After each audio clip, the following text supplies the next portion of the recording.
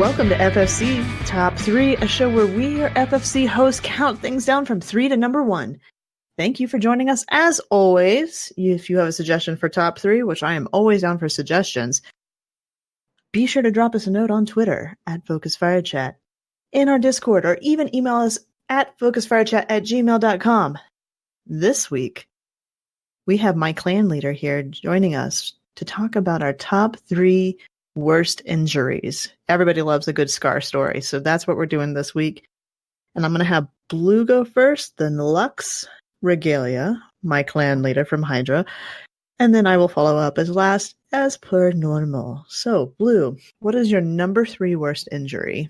To clarify, we're talking physical injuries, right? Yeah, we're not doing heartaches. I mean, well, I know I saw will be that here all night. Yeah, and... well, I saw someone make a comment about that earlier, and so I just was curious. I mean, mine are all physical. So my number 3 will be when I was a kid. I was playing a game of pickup soccer, and I went to slide tackle another kid, and I popped the basically the tendons in my kneecaps. And so both my kneecaps swung around actually to the back of my legs, which, I mean, if you've ever had that particular injury, it's actually not a super bad one. It is extremely painful at the time of it happening, but to fix it, it really is just a matter of literally popping them back into place. Okay. Before you keep going, I'm just going to say this for anybody listening. If you're empathetic, I guess that's true. We should have probably prefaced that.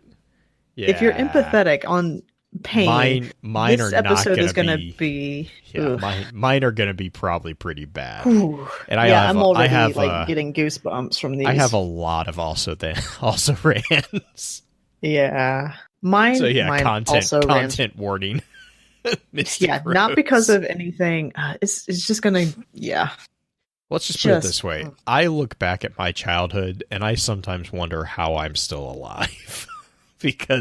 Not just because of the stupid stuff I did, but because also I'm like, that should have killed me.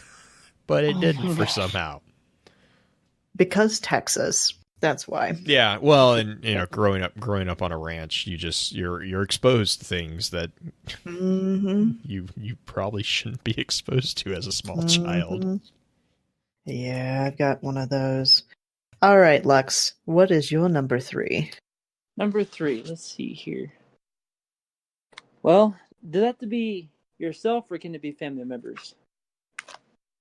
I'll open it up to family members because I have a really funny one that I'm going to tell at some point because my baby sister, who never uses Twitter, specifically told me on Twitter that I should tell this story. I was like, wait, is that Green's sister? Yeah, that's my baby sis. The only reason I knew that was because the buffalo picture. But speaking of Texas, it actually reminded me of an injury my grandpa had that I wasn't aware of. Because my grandpa also owns a little farm in Texas. And he always wore sunglasses, even inside. And my grandma always told me because he was trying to be cool. Well, now that I'm older, my mom ended up telling me the story that he was extremely lazy. So one day, while he was vacuuming, he liked to pull on the cord just to yank it from the socket so he didn't have to go in and plug it. Oh, no! And he knocked his eye out. God, yeah. Yep. Yeah, that would be painful. I didn't know that. I mean, it makes sense that it's still a thing because you still have to do something with that socket. Otherwise, you're going to get basically dry socket, which is something most people get in their mouth because of wisdom teeth being removed. But I imagine that having it in your eye would be a thing too. Yes. Yeah, also, it can get infected because some of the tendons stay alive in there. Really? So you have to wait for them to die. Oh, Poor Grandpa. That's why you have such a market for glass eyes. Actually, is to help that. Huh? Chat's like, this is gonna be a fun episode. Oh my gosh! Okay, all right, Green. Round out number 3s. So mine's gonna be so boring compared to you guys. Except for my number one, which is gonna be the Kyle story, and I'm saving that for that. Kyle. Oh my gosh, it's Kyle. That's my brother, one of my brothers. Anyway, so number 3, I'm gonna tell the story about how I have a crescent moon scar on my upper lip, and I technically have 2 scars in the same place on my upper lip from 2 separate years, 2 separate stories. But the crescent moon one is actually a band injury, believe it or not. Stupid. There was nothing really going on. Like I wasn't doing any sort of cool marching or anything. I was literally putting a Barry saxophone together, and our band room was tiered. The floor was tiered in little platforms, and where I set up was always on one of the stair steps areas off to the right side of it. And I got the saxophone together. I had the mouthpiece in my hand with the reed and everything. Everything was put together except for the mouthpiece on the actual saxophone. And if you don't know what the neck of a saxophone looks like, Barry saxophone or otherwise, it's basically just this metal tube that comes out, and on the end of it is cork. And then oftentimes, because school instruments, the cork is pushed back onto the metal pipe a little further, exposing more metal. I slipped on the stairs, popped the base of the Barry saxophone as I hit my elbow against my table, against the foot of the stairs, and forced the Barry saxophone to hit me in the upper lip, slicing open my upper lip. And I have a crescent moon scar there. It's funny because I don't tend to make a big scene if I get injured. Because something like that, it's just a cut. It's just a really bad cut that was bleeding. That's all I was. I unhooked the Barry saxophone, went up to my teacher, said, "I'll be right back." Didn't even, I had my hand over my mouth. I walked to the bathroom, cleaned it off, and then came back. This was days before my 18th birthday. I have photographic evidence of this injury still, because apparently I am a complete and utter klutz and will kill myself with a saxophone. Death by instrument. But that is my number 3. Death by instrument. Some of them are dangerous. Oh, Just yeah, saying. no. I mean, it gives new meaning to instrument of death. Yeah. No, as soon as you said it, well, this band thing, if you believe it or not, I'm like, no, I've had my fair share of exposure to things at bands. Don't trip with a sousaphone. No kidding. No. Yeah, no. So not only sousaphones. If you don't know what a sousaphone is, it is the marching tuba. It is what is used in marching bands, and they're giant, and they're most of the time made out of fiberglass. They're heavy. Some of them are made out of plastic, but the nice ones are made out of fiberglass, and they are not fun unless you get an actual metal one, and those are even heavier. But yeah, the metal ones are the ones that we dealt with. And we used to throw paper balls into them because the tuba players had to go in and get them out on their own. Those things are deep. Like, just saying, you can't. Oh my gosh. That's like baritones. Anyway. Baritones are the same. Like you throw nonsense into it, and they're like, you gotta love a conical instrument. I'm like, man, you invited this on yourself by picking that instrument. I am so sorry, Rose. I didn't realize you were a tuba player. That's interesting. They tried to make me a tuba player. I was because you're full of hot air. No, because we didn't have enough tuba players in the marching band, and I was a trumpet player, so they tried to get me to do the sousaphone and then the marching baritone, which is a bizarre looking instrument to say the least. And then they also tried to make me do the marching French horn, which is basically another weird looking. If you've ever seen a marching French horn, they're very weird looking. Well, but it's like a marching baritone. Yeah, it's a giant trumpet is basically what it is. And that was an interesting. Have you ever played a valve trombone? I have not. I've seen them, and they're weird. To me, it actually makes more sense because I'm a trumpet player. So I'm like, right. That's like, what they're made for. Why they're made for would trumpet you crossovers? I'm like, why would you play something so inaccurate in my head? No. No, for trombones, trombones, like I don't get it. Like it's like playing. Actually, if you have a good trombone player, they are the most accurate. No, and I understand that. That's like talking about a fretless bass. Like I get that. Mm-hmm. My problem is like, and I can like when I was in practice, I could pull off fretless basses, but like the concept though, it's like, okay, you have to, like, it's just one of those things. You have to know what you're doing very well with it.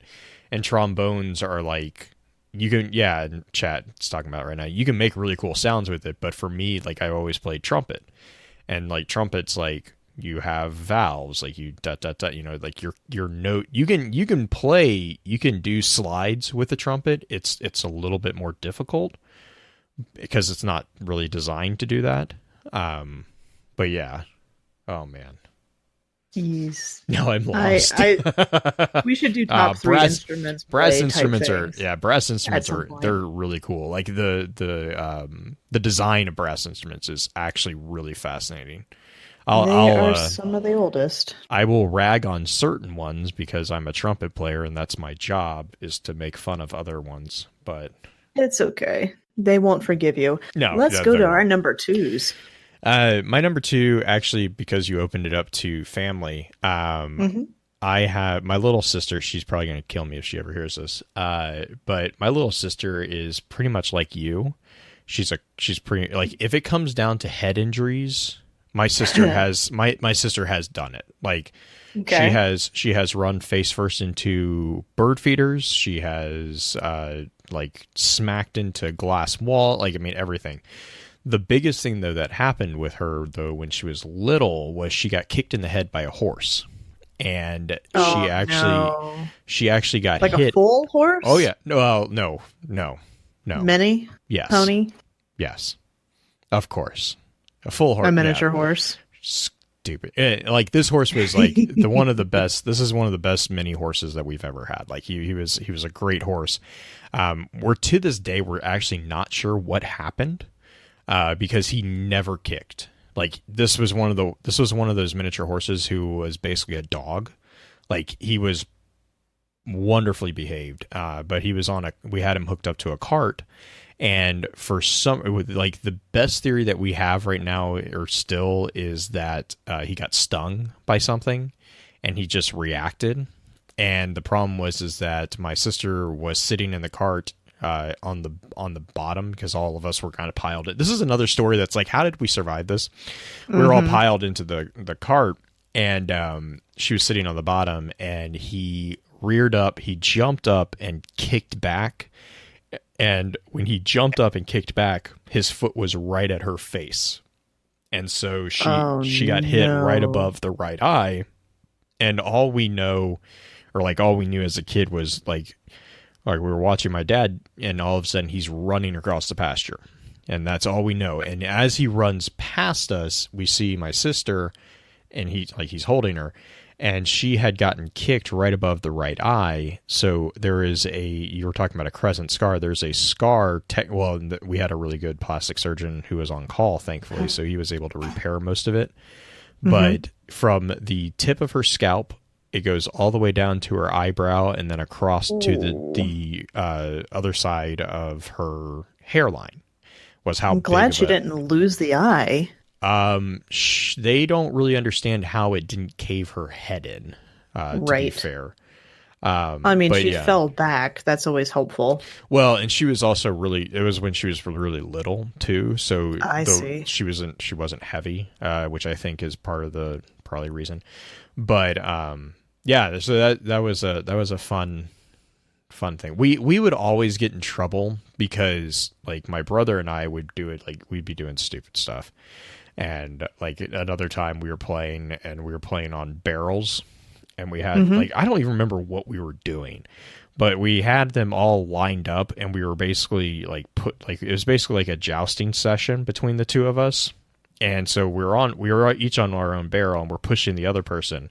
And my sister comes running up and gets on her own barrel behind us and we don't see it. And there was one deliberate push, and I can't remember if it was my barrel or my brother's barrel, but one of us hit the other, like hit her barrel, and she went under the barrels. Oh no. And no, she was completely fine, completely fine. We don't know how this, we don't know. Yeah, but anyways, yeah, no. Farm. That's what you do when you grow up on a ranch. You do. I'm not joking. There are things that I'm like, how am I still alive? My gosh. All right. I mean, I've been kicked in the chest, so I'm like, oof, oh yeah, no, yeah. I can't even. I've been kicked pretty much everywhere by a horse, and it's not a fun thing. But for her, she's one of the very few people that I know that actually got and it was a legit hit. It was full on right in the face. Blood was everywhere. It's a head injury, of course. So it was all over the place. But the thing, I just remember the thing is as she was running, as Dad was running by, you could see her skull because the skin was literally flapped over. So yeah, that number 2. Yeah. That's my number 2. Yeah. All right, Lux, your turn. Okay. All right. So, if you've ever seen any pictures of me or my stream on Twitch, I have 2 giant scars about 7 inches long on my forearm. Mm-hmm. In high school, during a wrestling match, the guy picked me up to throw me into the mat to roll me over. So when I went to go roll into it, my elbow locked. And my whole forearm just I've witnessed. By the end of this, Green's gonna just be like, "I'm done. I don't want to talk to anybody." I'm a very empathetic person. I have to brace myself for some of these. The thing is I've seen where what you said with the tendons, with a knee going backwards, essentially, and the thing with Lux and his arm, I've seen a bone exit somebody's body because of a sports injury. Oh yeah, that was football. Oh, that was basketball. That was a basketball game. No. I mean, we had a kid who snapped his femur in half.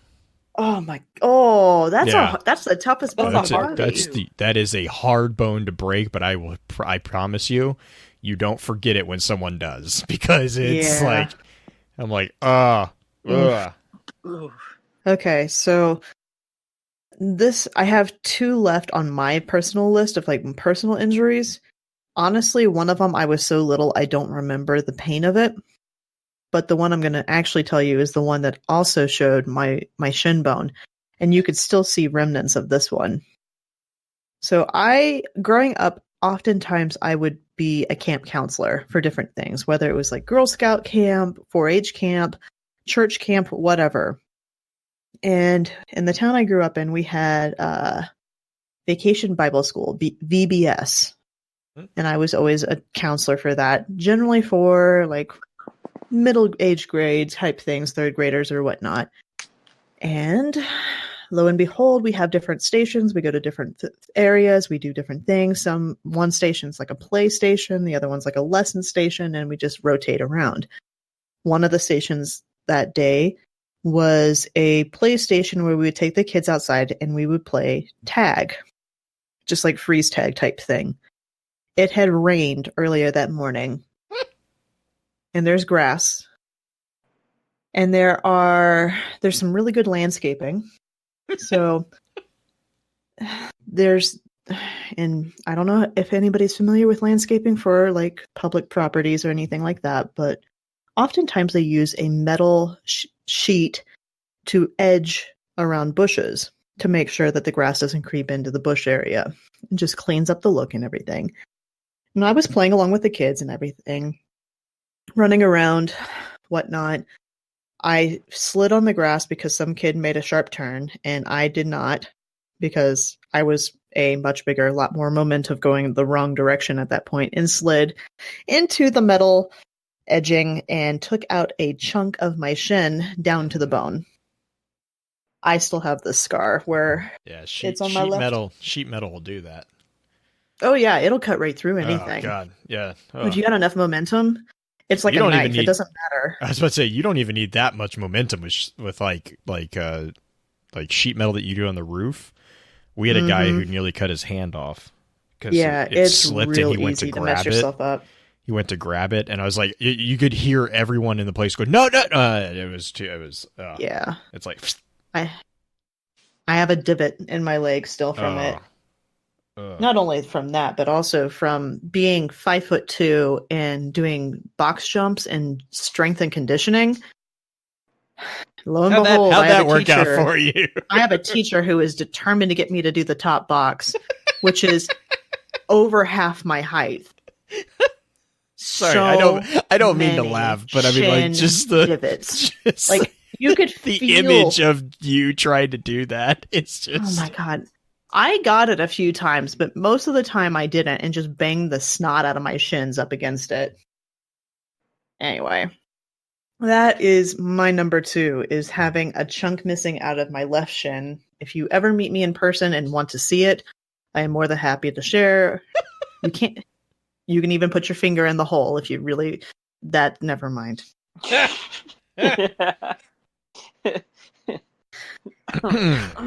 Yeah. Sorry. Phrasing. Anyway. Are we still doing phrasing? Phrasing's still a thing? Phrasing's still a thing. Just depends on who's in chat. Everybody in chat's like, wait, no. All right, so down to number 1s. Lux. No, Blue's first. Then Lux, then me. Blue. So, Green probably knows what a bodark is. Do you know what a bodark is? I bet I do if I saw one, but I don't. Horse apples? Oh, yeah. Okay. So, this is another one that actually I kind of paid the price for fully. And it has to do with I have a lot of bad stories about my knees, I've come to realize. So when I was little, we had a good, I think it was like 50 acres or so. Mm-hmm. And we were in the process of cleaning them up when we first acquired it. We had to go through and clean it up and, do all the underbrush and all that. Well, so if you ever are curious, go look up a bodark tree. It's Bodark, I believe, or just horse apple tree. And you'll notice one of the first things about these trees is they are very similar to mesquite trees. They have very large thorns. Mm-hmm. So what's really fun about these thorns is they actually are tipped in a pretty weak, well, for us it's weak, poison. And it's very toxic to pretty much everything else, but humans are so big that it doesn't really hurt us for the most part. I'll get back to that. Most of the time. I'll get back to that. So one of the things that we were doing was we were clearing out all this underbrush, which usually requires like mesquite trees. You cut them down, burn them, and all this stuff.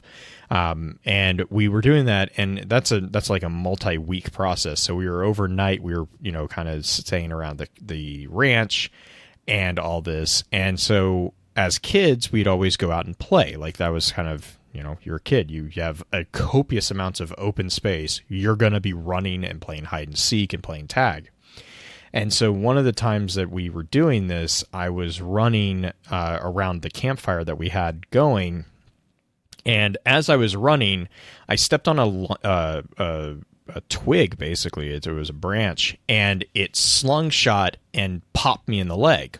Mm-hmm. And I didn't think anything of it because all it did was just slapped against the side of my leg, nothing moving on. About 30 minutes later, all of a sudden, I couldn't walk. And I couldn't figure out why. And my knee was hurting quite a bit.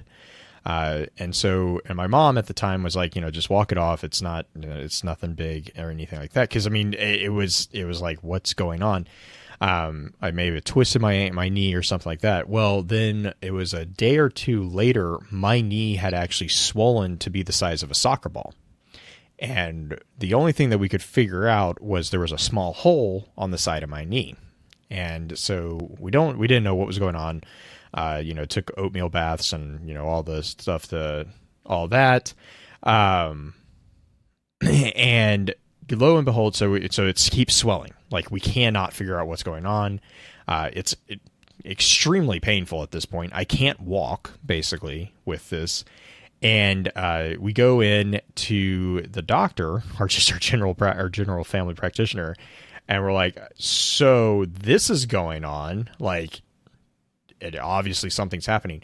And then he's like, okay, well, we're going to have to draw fluid out of your knee, because if you know anything about your knees, there's basically a sac of fluid. Bursa? Yeah. Rose knows where I'm going with this. There's a sac of fluid that goes around your knee joint to keep it or to keep it lubricated, basically, because it's kind of like a frictionless joint. You need to keep that lubricated to keep it moving correctly. This liquid should be clear. And so when they did this, they have this giant needle that they jam into your leg, and they pull out not all the fluid, but they pull out a good amount of fluid. When they did that, my fluid was basically the same. It was gold. It was like, if you've ever seen Post-it notes, it was basically a dull version of that yellow. So obviously infection, and we don't know. And we're like, we have no idea what's going on. And so then they're like, okay, well, I remember my doctor. Chad's real upset about the needle. Just saying. I know. I was upset about the needle too. Just to be clear, the needle was in my knee. Like, I was not I nearly kicked the doctor in the face, actually, because he was like, "Oh, it's just going to be a bee or ant bite." He was an effing liar. I'm just going to preface it with that. I'm laughing because my mom's a nurse, so I've seen. This needle. It's the giant needle. It's not as big as you think. It's big, but it's not the biggest needle I've seen. I think I was in 3rd grade. So for me, I'm like, my exposure to needles were those little dinky ones that they gave you your shots on. And so for me, I'm like, get that away from me. I had my mom laying on top of my leg, like on top of me, to stop me from getting kicked. Black flag, it's not needle in the bone. Oh, yeah, what he's talking about is a bursa. A bursa is basically a fluid sac that wraps around the bones to help them stay from going bone to bone. It's oftentimes you can get what's called bursitis, which is an inflammation of it, which causes a lot of pain. Yeah. Anyway. Needle to bone, that's a whole different Yeah, thing. that's totally different. And those needles are actually deceptively small. Yes. By the way. Anyways, the doctor's like, yeah, we're going to the hospital. Like, he called the ER like before he was done like examining. He was like, I've already called the ER. They're expecting you. So we go to the hospital, so I have to have an IV input into me, and I'm fresh off the, it's going to be an grade. I'm fresh off the lie of it's going to be an ant bite. The anesthesiologist comes in, and he's going to put it in my wrist, which, by the way, IVs, I don't have a problem with IVs. I have a problem with being lied to about how bad something's going to hurt. The guy comes in, he's like, oh, it's just going to be a bee sting. I'm like, I will punch you in the face if this is, not. He nearly got punched in the face. So I'm just going to preface it with that. And so, like, he puts the IV in, whatever. We're good to go. They put me under, and that's a whole different story. They put me under, and apparently I'm resistant to the anesthetics. Anesthesia. So they have to like pretty much triple the dosage, which had for a 3rd grader. Yeah, for a 3rd grader, which had problems on the flip side for recovery. Blue is a witcher. That's what I'm hearing. Yeah. I mean, for someone who doesn't take medicine, I'm oddly like, there's odd things that they're like, why are you not cooperating? I don't know. I want to cooperate. I would like the pain to stop. Anyways, they go in, they have to do full-blown microscopic surgery on my knee. They go into my knee. I still have the scars actually on my knee. They pull, I think it was 6 entries into my knee through different angles. And they go in and they examine my knee joint. So I had in the middle of my knee a tip of a bodark thorn lodged between the joint. Oh my God. So what had happened was, as I was running, I apparently had stepped on a branch which had which had done like a catapult maneuver into my leg, and it had hit me just at the right angle for this Bodark thorn. I mean, Bodark thorns are usually like 2 to 3 inches. So, I mean, they're not small thorns. It's just the tip. Think of like a pencil. And that's what I was going to say. And so that entire thorn went in my leg, into my knee joint, and I managed to hit it at such an angle that the very, very edge, the very, very tip of the thorn snapped off inside, in the middle of the joint. I go back. Remember what I said. These things are coated in poison. And normally it's not anything big, right? Well, it's when it's in your joint, it's a bit of a problem. Infection. Yeah, so that's where the infection. And so then so I was out. The doctors were awesome. They did a great job. They got the joint, the thorn out. They patched it all up. You got it all. The swelling's all down. Whatever. Get off. I can't. I could not use my leg for 3 months. I think. Like I could walk, but I couldn't bend my knee. And then on the flip side, like I had mentioned, they had to empty up the anesthesia. So then I had fluid buildup in my lungs that I then had to go to physical therapy to learn how to breathe again. So. Yeah. Oh my gosh. Long story short, I don't know how I'm still alive. There's a lot of things that I'm like, why am I still here? Here's my question for you. Do you still have problems with that knee? With that, because of the bursa infection and everything? Because I know that a lot of people have extended problems once they have the bursa thing happen at one point, and you may have been young enough that you were able to move through it and not have any issues. My biggest thing is actually, I think, from the heavy degree of surgery, when it gets like the weather gets like super wonky, my knee will hurt. But when I talk to the doctors, they're like, yeah, that's probably going to happen. And like whenever I mention it to people, whoever I don't know if it's the bursa thing. I think it's the surgery piece, because whenever I talk to people who have had joint surgery, they have the exact same thing. Like they're like even like decades beyond, they're like, yeah, no, if it's like it's something, and I couldn't tell. Like for me, it's when it gets like really bad rainstorms coming in and the pressure starts dropping, I start feeling twinges in my knee. I know different people have different I know like some people have reactions if it gets really dry for some, like it's like all over the place, but it always is. The people I've talked to, it's always been around like joint surgery. So I don't think it was anything to do with the bursa. So I have a question for you, and this one actually kind of goes for both Lux and I's next two, because I know what Lux wants to do for his number one, and I know what I'm going to do for my number one, and I'm just going to do it regardless. Lux's number one has to do with particular body parts that are not his, luckily, but another male specimen dealing with.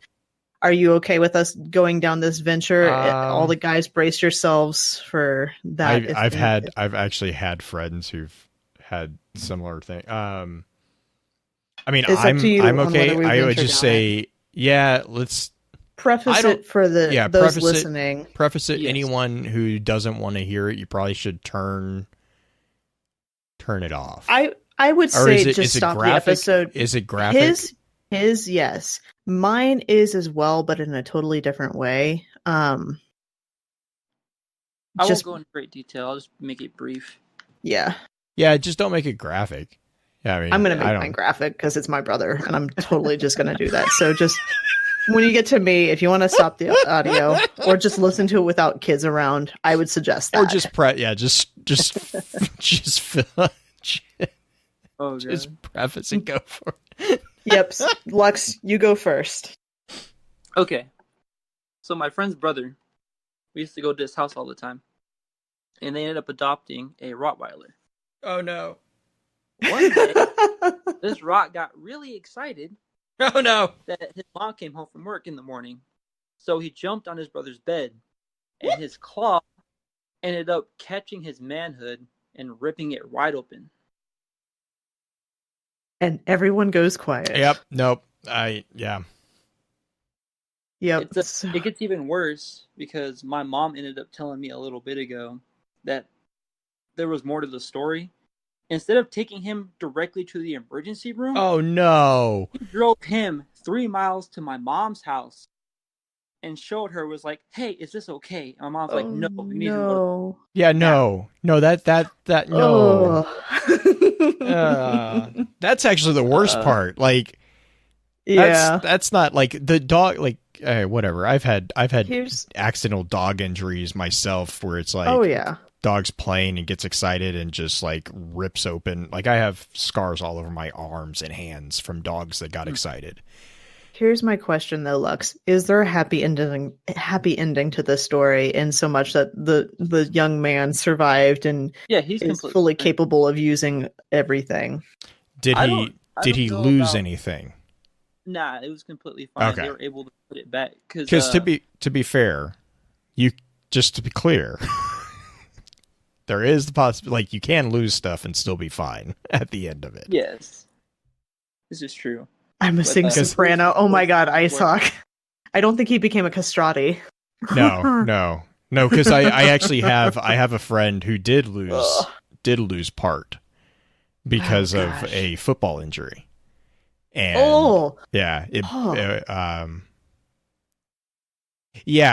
was an injury. I'm not going to go into detail. I'm just not going to. But he's completely fine. Like, he's completely fine, completely, That's functional good. and everything. Yeah. But it's like a weird thing. It's no, dead again. He was. That's actually why the injury happened. So yeah. I like how chat's like, go to the next one. Mine's not much better. Just saying. My brother, it's my youngest brother, Kyle, who is 4 years younger than me. So he's 28 this year. It starts with a story. We had a treehouse outside of our house in Kansas that we had basically built. My grandpa helped us build it. We built it as well.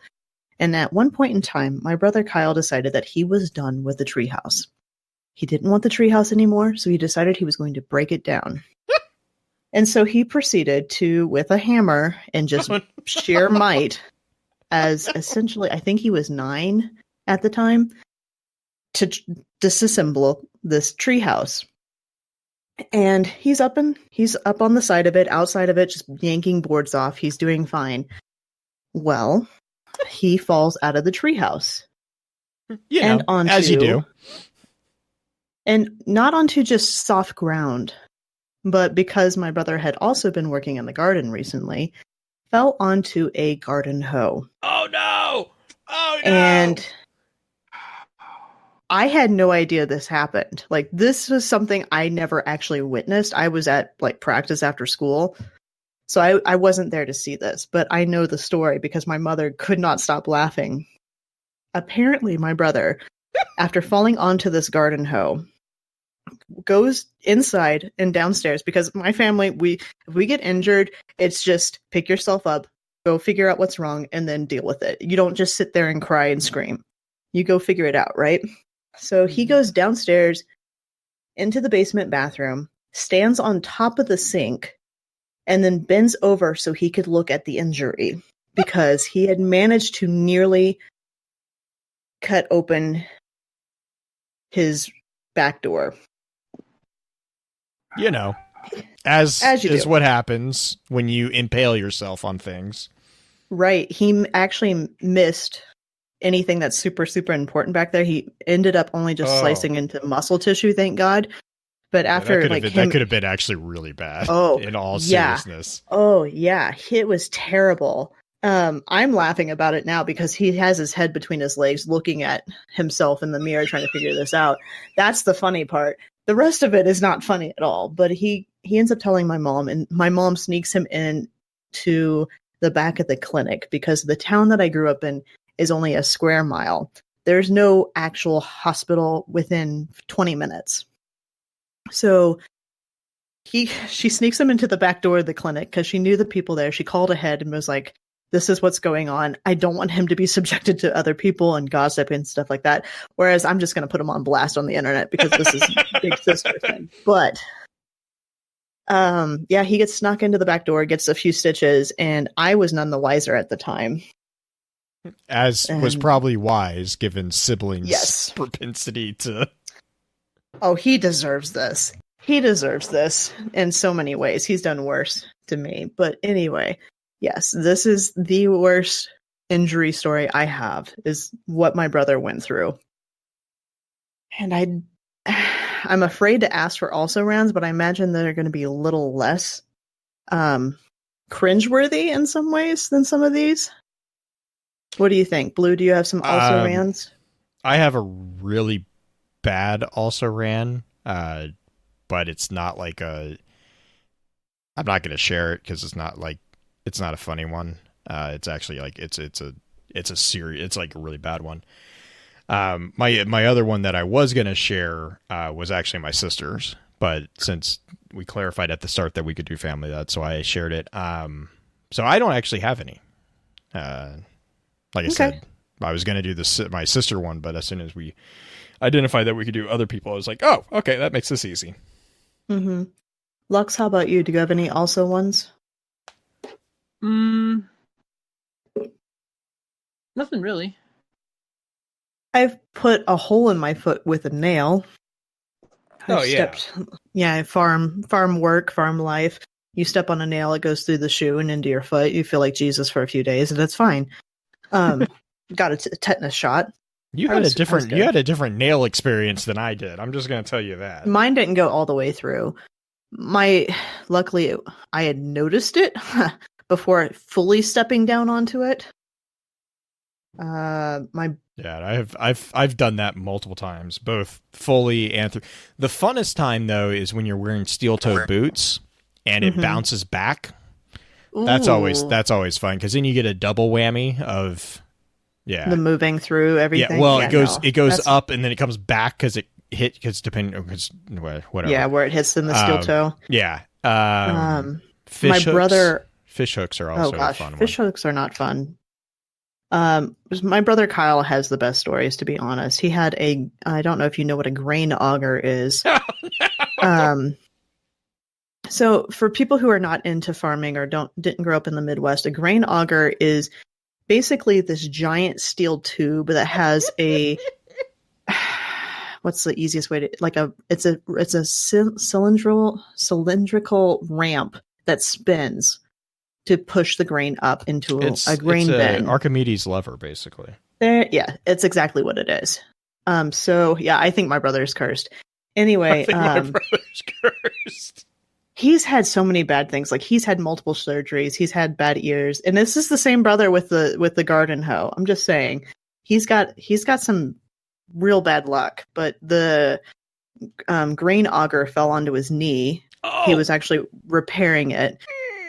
He's had to have multiple surgeries on his knee because of it. Those things those aren't light. No, not at all. My last one is probably one that I did. It's the one I actually kind of avoided doing because I don't actually remember the pain. But when I was 6, I was 6. We went to Wisconsin because I have some family up there, some extended family, onto my great grandmother's farm. Who, she was like 80 at the time, and she had this old farmhouse was built by her father, and it was in the family for a long time. This barn was really cool. It was just like a giant playhouse of just the most quintessential farm you can think of. And they had a giant tricycle. And this giant tricycle, which are the ones that adults ride, had a basket on the back. And I have a lot of cousins who live up there, and one of my cousins named Molly decided that she was going to drive me around, and I was in the basket. Well, we were going around and round and round, and I kind of got bored with it because you're just riding. You're not really doing a whole lot. It doesn't go very fast. It's just whatever. So I stood up in the basket to tell her, to tap on her back, to tell her to stop, that I'm done. And she manages to turn really fast and hit a bump at the same time. So I go flying out of this tricycle. and land on a rock. Little to be known, I spent the next 2 weeks without any sort of super attention from doctors or anything like that. But I had fractured my collarbone. Oh no! We actually were up in Wisconsin for another week before going back. So they mom was basically like walk it off type thing. Yep. And I had fractured my collarbone. It'd been too long by the time we got back to Kansas, and mom finally took me to the doctor and got me x-rayed, that I didn't have the back brace that happens most of the time for if you break your collarbone, because normally they brace everything back. So they pull the shoulders back. That's so it heals in the right spot. They never break. I've broken both my collarbones, and I've never. I just had a sling. I didn't even have a sling. They told me not to move my arm. That's literally, they're like, don't move your arm. Well, I'm like, really? That's Texas. That's your contribution to this. That's what I'm saying. This is your contribution to this problem. Oh my gosh. But yeah, I was in a sling for 3 months. My right arm, my shoulder will still pop in weird ways. It was luckily not a full fracture. It was just a butterfly fracture. So I didn't have to go through too much. Just the fact that I failed handwriting that year, and I maintain to this day that my handwriting is kind of trashy because I broke my collarbone when I was that young. I don't really think that's the reason. I think I'm just lazy, but I'll maintain to this day that that's the reason to my mother, because she ignored the fact that I was in pain. How is anyone from Texas still alive? I'm pretty sure that's why some of us are so tough. I'm just going to put that out there. I'm not from Texas. No, they're saying for me because I'm like, I don't know. Like, there's so many things that I'll talk about. I'm like, we did so much stupid stuff. Like, it's the rose. The weak ones die. I mean, it's a, oh my gosh, it's survival of the fittest. It is Darwinism. It's, you guys laugh about it, but it's real true out there. No joke. There's a thing going around right now that there was a guy that was stuck on like one of the highways. I want to say it was like I-4 or something, and it was flooded. Mm-hmm. And it's a picture of this dude. He's caught a 4-pound bass. So he has this like giant fish, and in his other hand, he's eating Whataburger. And he's just sitting there. He's just talking. He's like, I was, blah. And was he noodling or was he fishing? No, he had. I don't think he was noodling because he had a hook in it. So okay, noodling's a whole different crazy. That's not Texas crazy. That's like Oklahoma Alabama crazy. Just saying, I will throw that at them. Oh God, noodling is. I can't. That's one of the things that I'm like. I can do most things, but someone explained that to me, and I was like, nope. So. For chat who may not live in an area that does this, noodling is when you go into a lake, towards the edge of the lake, and you find a hole, and you stick your hand in the hole hope it's a catfish that bites down and not a snapping turtle. I'm sorry, which often happens. You're fishing with your bare hands. The only way I see this as making sense is that you are too poor to afford a line and bait.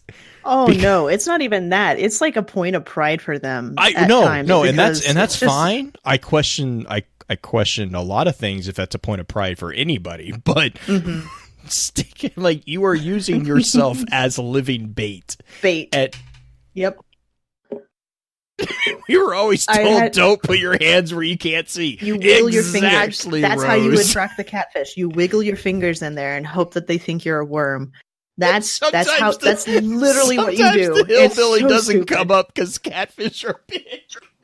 They can be. I'm just saying. And the thing is that most people don't realize catfish, they don't have teeth per se, but they have spines in their mouth. Oh yeah, no. Your arm is going to get wrecked. It's terrible. It's just they don't have fingers on some of them. Anyway.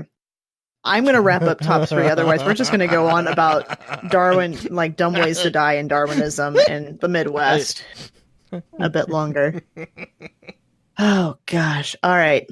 Thank you guys for joining us for top 3. I am apologizing now for the amount of cringing and graphic aspects of this one. I do think it's kind of fun, and it's probably one of the most fun top 3s I've done in a while because I get to rag on family a little bit and lovingly do so. But next time, hopefully we'll have something a little less, I don't even know how to describe what gruesome. This was. But yes, next time we'll have something different. But we won't know what that is until next week. Help me vote. Help vote for things. I will put up that Twitter poll. Generally on Monday nights, I give you 4 options. You vote for the favorite, and that is what we talk about that week. So keep your eyes peeled on Monday nights on my Twitter at Green-Eyed Music Lover, because that is where I tweet it out from, not from the actual Focus Fire chat one. And by the time you hear this, it is going to be too late. So next week, remember, everybody loves a list.